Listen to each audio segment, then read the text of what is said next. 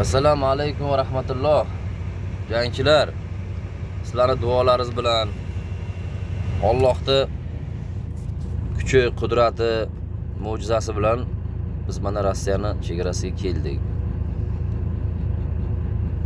Birinchi marta uzoq safarga otiladigan bo'lsa, masalan Rossiyaga, Turkiyaga ham qatnaygan burada, Xitoyga ham qatnaygan bo'lsa, mana ozgina tomog'imiz og'rib qoldi. Mana shu dori darmonidan boshlab o'zingizda yashayotgan joyingizdagi ob-havo bilan baholamasdan hammasiga tayyor bo'lib chiqish kerak. Eringanmiz, issiq kiyim yaxshi olmaganmiz. Hozir mana ko'chaga chiqa olmay o'tiribman.